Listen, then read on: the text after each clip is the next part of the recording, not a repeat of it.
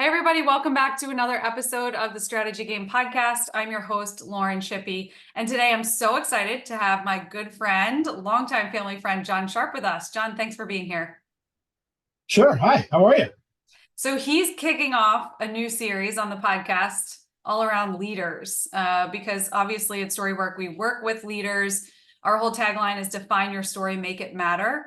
And so today we're going to talk a little bit about Jon's story, how he got to where he is now, and obviously just what the future looks like. We're not sure, right? None of us are. We're on the winding road. It's not a linear journey. I know we've talked about that, Jon. So can you just give us a little bit of a background? Like, what's your story? How did you get to where you are now? Like, what does your journey look like so far? Sure. So I'll start by telling you my industry. So I'm in risk management, and for people that aren't in risk management, what that really means is insurance. So that's kind of the term is insurance, but in this field we call it risk management because it makes us feel better about ourselves. So we'll go with risk management. So history is my firm is a third generation firm. My grandfather started the firm actually 70 years ago this year, so 1954. He ran the firm for probably like 10 or 15 years, and then he turned it over to my uncle. My uncle, who is my mom's brother, ran the firm for 42 years. Wow. And then when he was, he did great things. My grandfather kind of handed him nothing, and he created this beautiful organization. And then he handed it's not the right term. Then myself and a group of shareholders purchased it from him back officially 8 years ago, but we started the journey probably about 10 or 12 years ago, where we bought a little bit because he was planning on retirement. And then eventually when he retired, he sold the remainder to us. That's awesome. Yeah. And so for you guys who don't know him, I know, there's some locals maybe, but we grew up in New Jersey, close, well, like same town, same school, all that stuff. So just been really cool from an outside perspective to watch like your journey and knowing your family and just the generational aspect of it, I think is really special. And, it's also something that comes with at times challenges. Like, how has that been navigating the generational transfer? Like, was that hard for you when you first stepped in? What was that like? Yeah, I mean, the hardest thing was when we first started. So I'll go back to my uncle has three children, none of which were a fit for insurance. And I think he kind of looked around and said, oh, I want to keep this in the family. What do I do? And I guess by default, he kind of chose me and said, hey, you want to come work here? Now, my dad had worked there for years and years. So there was some that was in our blood already. Yeah. But there was a little risk there because there was a bit of a family falling out over the years, and I didn't really know my uncle very well, and we didn't really have a relationship with our family. But just before I started working there, there was a little bit of kind of a bridge starting.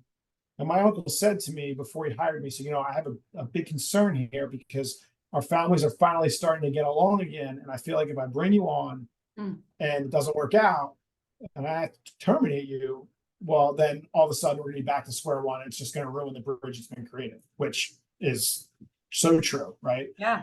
And I just responded to him. I just said, his name was Rick. I said, Rick, I'm the type of person that you'll never fire me, because if this isn't working, I'm going to leave long before you've made the decision that it's not working. I'm going to know, and then I'm going to move on, because I was a young man and I was trying to find what was in my future. So I guess that was enough for him, and he brought me on. And then since then, I mean, the plan was just for me to come and be part of the organization. There was no outlook for, hey, this is family business. It was just, let's be successful and figure it out. So where did you start? Like, what did you start doing? What was your first job? My first job was benefits, which is group medical. So it's part of what we do, selling group medical to different companies. So if a group has health insurance, they have a broker, and the broker then does the work. So that's what they did. So I got brought on. It was funny. My first interview was with my uncle, and he says, all right, well, that's going to be a problem. So let's have you talk to this guy who does benefits, and he'll teach you the business, which is what ended up happening. So yeah, that was the beginning, and I was fortunate. I had some success, and historically for me, my background is in leadership. Like I was just kind of, it's just my personality, right? Yeah. I have a lot of leadership in my background, starting with me being a catcher as a 10-year-old boy. And that I just was kind gonna of, say, okay, so as you look back in your life, like the themes and the threads, like I talk about this, like what do you see? Like what are those moments that you see where you knew like I'm just a leader, like this is my role. yeah.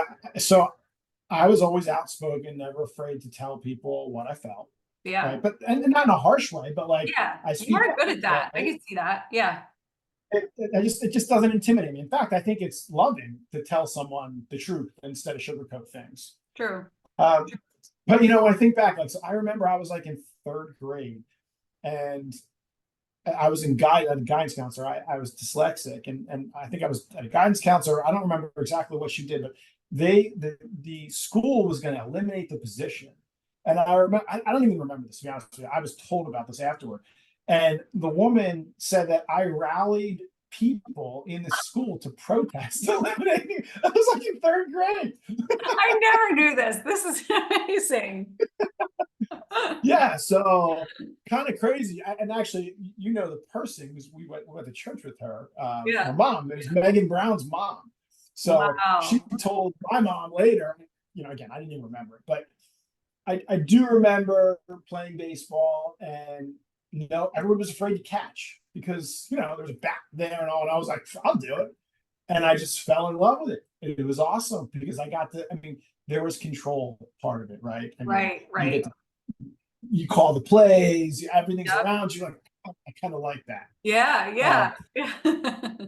but yeah, I mean, that's how it started. And then I always had an entrepreneurial spirit. I was selling lemonade in my grandmother's house when I was 10 years old to the little league that was happening. And I was always just finding ways to make money, be entrepreneurial, and which ultimately was about making money. So I don't know, it was ingrained. It's been a gift and a curse Yeah, from for sure. God through my life.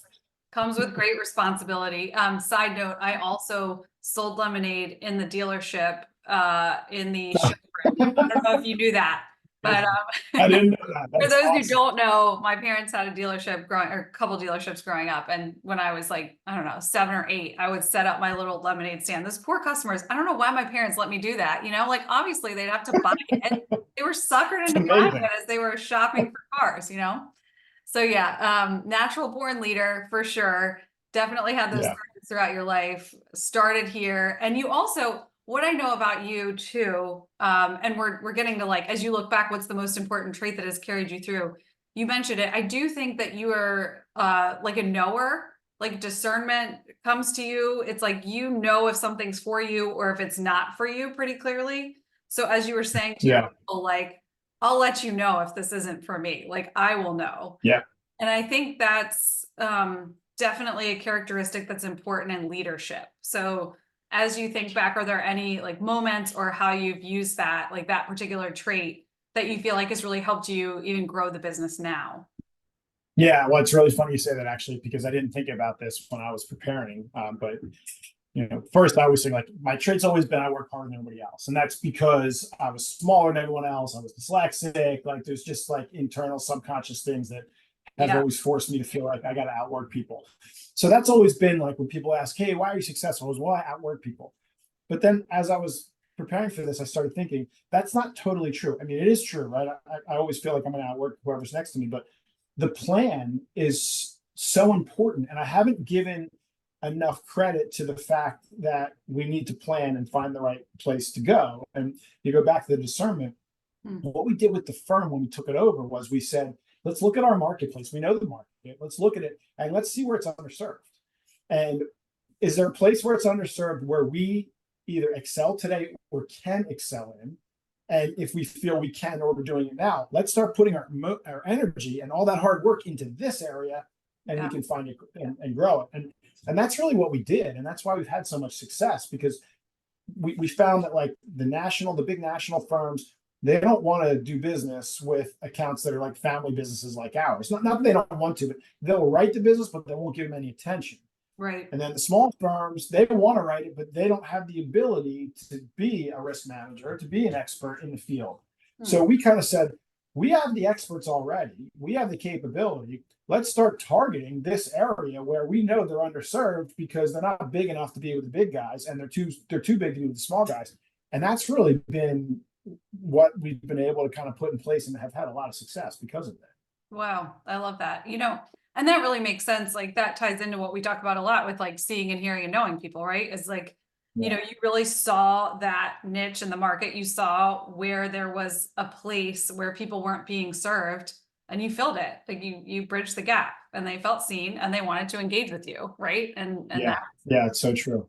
Yep. ultimately what Yeah, that's a really good contributes to point. your growth. So, anything else in terms of like, important traits that have carried you through over the years? Well, I mean, again, I go back to just working hard. Like when I entered the field, I was like, all right, I'm just going to outwork everybody because I'm not the smartest guy in the room. Yeah. I'll never be the smartest guy in the room. And I'm okay with that. In fact, I embrace that. And Mm. what I try and do as a leader is surround myself with people that are a lot smarter than me. The Yeah. good news is that's not hard to do because there's plenty of people that are smarter than me. But it's about saying, all right, what am I good at?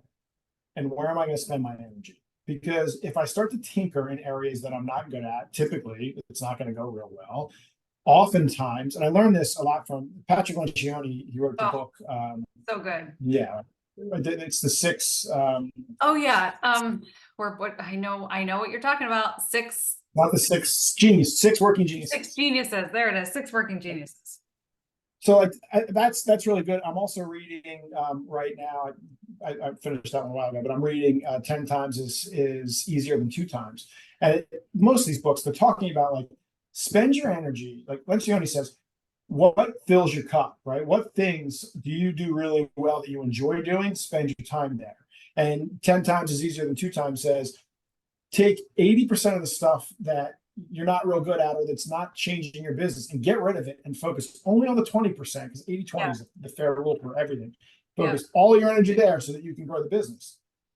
And what I've found through the years is the stuff that drains me. I know what it is now. I wasn't able to put pen to paper, but now I know what it is. And now when it comes up, I'm just like giving it to somebody who's talented at that, who it's one of their two working geniuses and it's not mine. So, hey, this particular thing is for you to handle. And let me take back this from you because I love doing this type of thing. And that's really helped the organization. And I think like, so just to give you some content, like when I got involved as the president, we were probably about 20, 22 people, and now we're about 85. So there's a big shift in management and the way we do things. When we were 20, 22, 25 people, I was able to be the center of everything and make all the decisions, but things drain me. Now I can't.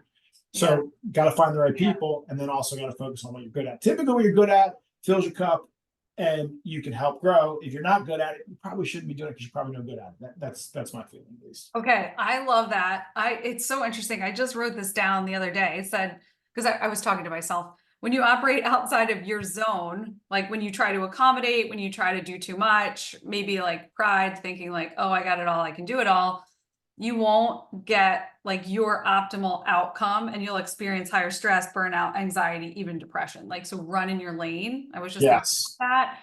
But my question is, because I've had this like with building teams and stuff over the years, what happens when you know it's not your strength, you delegate and it doesn't go well because the person is unhealthy, like unqualified, right? Like, so do you run into those landmines with your team and think like, oh, Yes. that didn't work well. I delegated that out and it didn't go well. Like it was a failure. Yeah. So here's a couple things to help against that. One, you got to know your team strengths, right? So if you're delegating something out to a team member and it's not their strength, well, that's on you. Yeah. But my philosophy, which is frustrating sometimes, but I think it's the right one, is I would rather delegate to a team member and have them fail than do it myself because they're not growing if I'm not delegating it to them. I'm just doing it myself, and there's no advantage to them. There's none for us. And ultimately, I think you learn. Me personally, I learn most through failure. Mm. So if I fail something, then I've learned a lesson, and now if I have the ability to take away from that, I'm never going to fail again, and I'm going to make the whole organization better because now this is something I have experience with. Yeah, that's good. That's so true. Yeah, that's good. Okay, so greatest challenge and triumph. What comes to mind for you? This is something we do with leaders where we walk through their life stories and look at like, what were the challenging moments? What were your triumph moments? So for you, are there some that stand out on either side that have been a part of your journey? Yeah, so I mean, I think oftentimes if you have a challenge and you're able to overcome it, it becomes your triumph. So this is kind of one of the same. Yeah. So when I first, with the group of guys, started buying into the firm, one of the things we said, it was a big financial decision, and one of the things we said together was we need to have direction on how we're going to grow this thing, and not like we needed a leader. So they were like, John, we want you to be the leader. So okay, great. And this is from a sales management perspective. And I was like, okay, well, if I'm going to do this, I need somebody to help me. Like, I don't know what I'm doing. I'm 30 years old. Right. So I got a sales consultant. Yeah, like it's crazy. Like, you guys want me to do it? I'm talking to guys that are much older than me, much more experienced, but Yeah. it is what it is. So I got a sales consultant, and he opened my eyes and helped me really understand what success would look like and how to get there. And it was a significant challenge, because what it entailed was changing the entire culture of our organization from one that wasn't a sales culture to one that was. And within that culture change, we had to make hard decisions. We had to do things like lower or increase minimums, so we wouldn't be paying someone if they sold a piece of business that wasn't a certain size. We had to make people write a certain amount of business so that they could stay and continue to be on the sales team. We had to really put goals in place, and if you didn't reach them, we had to terminate people if necessary. Yeah. And it was hard for a lot of reasons. One, I took over for a sales manager who had been doing it for 20 years and just kind of was more like a reporting manager, right? He wasn't really pushing anybody. It wasn't in him. No fault to him. I had a different vision than he did. Yeah. But everybody was used to his vision, which was you just show up, you report, you leave, you don't hear again for another month. And that wasn't mine. So again, I'm about 30 years old, and I'm working with guys that are double and then some my age. Oh. Yeah. Right, and shifting the culture, and you're telling them what they have to do. I'm sure that didn't go over super well in the beginning. Yeah, and most of these guys knew my dad, because my dad had only left 10 years prior. So they had Even worse, even worse. So how did you establish authority with them and credibility to be able to lead them? I don't know. I think I was just consistent, and hopefully I was genuine. Yeah. And again, like, I'm willing to tell you things you don't want to hear if I believe it to be true. I'm not going to do it in a harsh way. I can do it in a loving way. But again, loving is telling someone, hey, this is who we are now. Yeah. And these are the changes that have to be made if you want to be part of this new organization. Right. And they didn't want to be. They didn't want things to change. So people left. One gentleman retired. Another gentleman left the industry as a whole. Another person, we had to part ways, right? So that was hard, but it was also necessary. And I think with all challenges and triumphs, you can look back, and now it's been 12 years. You can look back and you can say, this was good, even though it was really hard while we were there. I see why we did this, and I see the fruit of the labor, even though it was a really struggle while we were there. So definitely my biggest challenge. I would say definitely the biggest triumph, because we have a firm now that has a sales culture, which has helped us grow. And that's ultimately a big part of what we're trying to do. We need to grow to be able to keep up with all the changes in the industry. But it was difficult, people that I cared about that weren't a fit anymore. And I knew it going in. I assumed they wouldn't change. I hope they would. Some people did change and had more success. And ultimately, the changes we put in place, while they were for the organization, they were for the people too, because it's a commission-based job. So if they were able to change, they would be making more personal income for themselves, which ultimately would be blessing their families more. So there was no ill intent. It was just, this is a change that has to happen. And behind the scenes, I was spending millions of dollars to buy a firm that, if it didn't change, I wouldn't be able to pay off the debt, and I would have ruined my family. So there was some motivation. That's skin in the game right there. That's what we call skin in the game, for sure. Absolutely. Yeah. Absolutely. And everybody had to have skin in the game and accountability. And, something you said stood out to me, the sales culture. So I think sometimes sales cultures can get a bad rap. Like, you can think of like MLM model, or like, just commission based, right? Like, all that stuff can get a really bad rap, but I know that's actually, there's a lot more depth to the culture that you guys have and that you've built just from some of the personal stories you've shared. Can you just elaborate a little bit on how you really see, know and hear like your team members and how you encourage them and, lead them? Yeah. Well, I mean, I believe in people. I love people, and that's kind of where it starts. Right.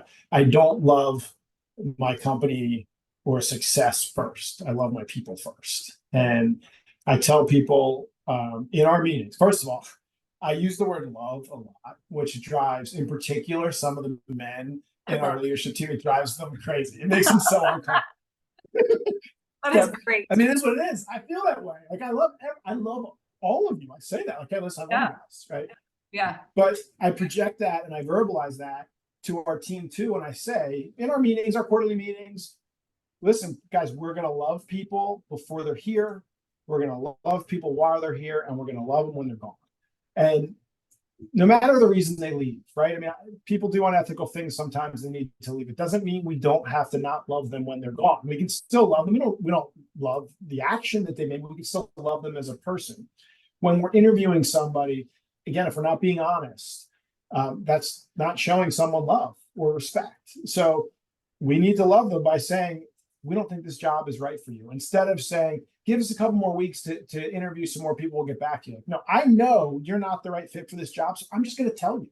And I'm happy to tell you why. Here's why. I'll tell you in the moment. And when I do that, because I do that a lot, not some, I used to do it a lot more. Now we have HR teams, so I'm not involved as much, but people would appreciate it. They don't want to waste their time either. It's a way to show them that you love them, even though they will never work for you. Mhm. And then again, I had someone resign recently, and I say this to everybody when they resign. Do you think this is the best thing for your family? And they always say yes. I said, well, then good luck. This is awesome. I'm going to be encouraging you from behind. Like, I don't want to lose you. We love you. But if this is best for your family, you got to do it. Because that's what we're all doing. We should be choosing our families. So I don't know if that's kind of the example you want. I mean, we also just try and recognize team members as much as we can for things that they're doing throughout the organization. We I'm really into community support too. I think that's a way you can show team members love, but also the community love. So we have a fund that every quarter we pick out 3 names of different organizations that the teams have put in. I just pick them out of a hat, and it's, hey, what organization is close to your heart that you want to give money to? And we pick it out, and then we give them some money. And it's just a way to show people that we care for not only you, but we care for what you care about. Because oftentimes those organizations are things like Cancer Society, and the reason they care about that is because someone they love had cancer. Right. I mean, you can go through. It's amazing how much you can learn by finding out what organizations close to them, their stories behind them, right? I mean, I'll ask you, Lauren, what organization is the one that you love most? The one that you support financially or that you're involved in? Which one is it? There's an organization here that I work with called You Mom, and it equips single moms who are trying to start their own businesses. So I do that because I love being able to spend time with them and mentor them and teach them how to start their own business. Because that's my So background. so think about that. Like, think about how Yeah, much you just told me. In right. 3 minutes, I can learn so much about you by doing that. And there's appreciation there, right? If you worked for somebody and they said, hey, we're going to give your organization $1,000 because you care about this organization, I think it goes a long way. It does. It means a lot because it means you're for them, right? You're really for them. That's one of our family rules. We have family rules, and Yeah. one of them is just we're for each other, and I think that's really simple. So it's so awesome, and I just love hearing that. And I think it's something that's going to be needed more and more, especially in the coming years. So I think it's great to be able to lead that way. And you're creating a blueprint that I think can be used just really across other companies and industries. So you never know, but I think there's for sure something there. So, That's nice. Thank you. what have you learned only through time over the years that you would tell others earlier in their journey? So for those that are stepping into or they're newer in their entrepreneurial journey or CEO journey, what would you tell them? So I already touched on this because I couldn't wait. But We'll repeat it. It- It's to okay. Yeah, I'll tell you a little bit. I have some more. I can elaborate, but I mean, it really is about, I think, understanding what the marketplace yields and where you can make the biggest impact for whatever client that you're trying to chase.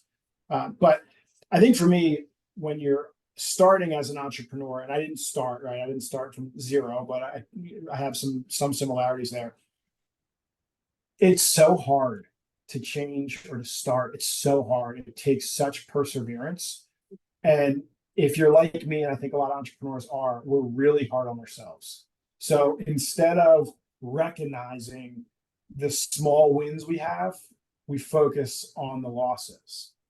And I mentioned to you earlier, I mean, I learn most from losses, which I do, and I don't recognize the wins enough. But what I do every year, and it's only because I have an annual meeting with my team and I need to do this. I look back and say, what have we accomplished this year? And then typically I'll start to look back even further and say, what have we accomplished in 5 years or 10 years? And when you do that, and I can't dwell on it because then it's going to slow me down, but when I do that, I can really see like, wow, we made great progress. And it didn't feel like we were making any progress for so long. So you go back to like, it's like a new entrepreneur, right? Like, keep pushing, but then take a minute to look back. Like when you're really discouraged, take a minute, look back and remember, what was it like 6 months ago or a year ago or 5 years ago, and how far you've come. Yeah. Like you can get through whatever's in front of you. You just got to take it small, step by step, and enjoy the small wins you can. Try and focus not so much on the negative. That's what I think. Yeah, that's so good. At the end of 2023, I looked through all my journals. Like I had a huge stack of them in my closet. I took out every Yeah. single one and went through them and wrote down like highlights. And it was so helpful. Like you're talking about just even with your team having to prepare it. And that's a great way to have to do it, because otherwise Yeah. like I can just ignore that. But it was really good to take a moment to celebrate that. And then it feels like you can gain more clarity moving into the season to come. Like when you can look back Yeah. and see how far you've come and you can pull out different themes, then you can move forward with such intention. So Yeah. this was just so great. I'm gonna link to your company just in the show notes so people can see Oh, cool. Thanks. work that you guys do, the risk management. But That's right. Risk management. I'm so thankful for you, Jon. Thank you so much for coming on today. Thank you, Lauren. I appreciate the invite. It's a blast.